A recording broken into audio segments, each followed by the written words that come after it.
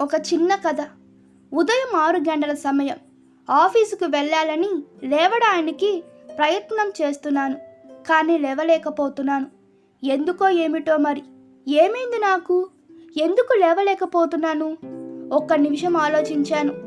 నిన్న రాత్రి పడుకోనేందుకు గదిలోకి వచ్చిన నాకు గుండెలో సమిటతో కొట్టినంత నొప్పి వచ్చింది. స్పృహ లేకుండా పడి ఉన్నాను. తరువాత ఏం జరిగిందో నాకు తెలియదు. కాఫీ కావాలి నాకు. నా భార్య ఎక్కడుంది? ఎందుకు నన్ను లేపలేదు? ఆఫీసుకు టైం అవుతుంది కదా. నా పక్కన ఎవరు లేరు. ఏమైంది నాకు? వసరలో ఎవరినో పడుకోబెట్టి ఉన్నారు. ఇంటి బయట చాలామంది గుంపుగా ఉన్నారు. ఎవరో చనిపోయి ఉన్నారు. అయ్యో, అది నేనే. దేవుడా, నేను చనిపోయానా? బయట చాలామంది ఏడుస్తున్నారు. బిగారుగా పిలిచాను. నా మాటలు ఎవరికీ వినబడడం లేదు. బెదిరిపోయి నా పక్క గదిలోకి తొంగి చూశాను. నా భార్య విపరీతంగా ఏడుస్తుంది. కొడుకును పట్టుకొని భార్యను పిలిచాను. తనకు నా మాటలు వినిపించడం లేదు. మరో గదిలో వెళ్ళి చూశాను. ఆ గదిలో మా అమ్మ నాన్న ఒకరిని ఒకరు ఓదార్చుకుంటూ కూర్చొని ఉన్నారు దుఃఖంలో. నేను చనిపోలేదు, బతికే ఉన్నా అని బిగారుగా అరిచాను. ఎవరు నన్ను చూడడం లేదు. బయటకి పరిగెత్తుకు వచ్చాను. అక్కడ నా ప్రాణ స్నేహితుడు భయంకరంగా ఏడుస్తున్నాడు. వాడిని మిగతా వాళ్ళు ఓదారుస్తున్నారు. నా స్నేహితునితో నాకు గొడవ వచ్చి వాడితో సంవత్సరం నుండి నేను మాట్లాడడం మానేశాను. ఎన్నిసార్లు బతిమిలాడినా మాట్లాడలేదు. మరి వాడెందుకు ఏడుస్తున్నాడు?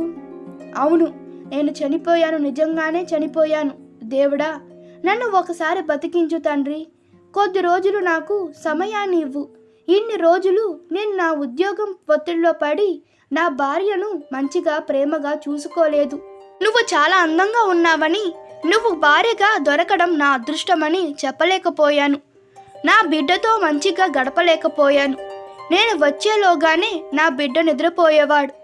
ఇప్పటికి నన్ను పసిపిల్లవాడిలాగానే చూసుకునే నా తల్లిదండ్రుల బాధను చూడలేకపోతున్నాను. చేసిన తప్పును తెలుసుకొని నన్ను మన్నించమని వేడుకున్న నా స్నేహితుణ్ణి మన్నించలేని పాపిని నేను అని బిగారుగా ఏడుస్తున్నాను. దేవుడా, దయ ఉంచి నన్ను బతికించు. నా తల్లి ముఖంలో నవ్వును చూడాలి. నన్ను క్షమించు. నాకు కొన్ని రోజులు ప్రాణభిక్ష పెట్టు స్వామి. ఇంతలో ఎవరో నన్ను కుదిపి లేపుతున్నారు. కళ్ళు తెరిచి చూశాను. నా భార్య. ఏమైంది? కలకన్నారా? పిచ్చి పిచ్చి కరుస్తున్నారు. ఏమైంది మీకు అని అడుగుతుంది. అంటే ఇంతసేపు నేను కలకన్నానా? అంటే నేను చావలేదన్నమాట. నిజంగానే నాకిది మరో జన్మనే. ఆఫీసుకు టైం అవుతుందని నా భార్య మాటలు విని తనని ఒకసారి దగ్గరకు రమ్మని పిలిచి, నిజంగా నేను చాలా అదృష్టవంతుణ్ణి. నీలాంటి అమ్మాయి నాకు భార్యగా దొరకడం నేను గమనించలేదు. ఈ రోజు ఎంత అందంగా ఉన్నావో తెలుసా అన్నాను. ఆశ్చర్యంగా నా వంక చూసి ఒక్కసారిగా నన్ను హత్తుకుంది కన్నీళ్లతో నా భార్య. మిత్రులారా, మీకు ఇంకా చాలా సమయం ఉంది. మీ ఇగోలను పక్కన పెట్టి మీ కుటుంబాన్ని ప్రేమించండి. అన్ని పోగొట్టుకున్న తర్వాత బాధపడి ఏమీ లాభం లేదు. కుటుంబంతో గడపండి. స్నేహితులతో మంచిగా ప్రవర్తించండి. ఈ జన్మ దేవుడిచ్చినది.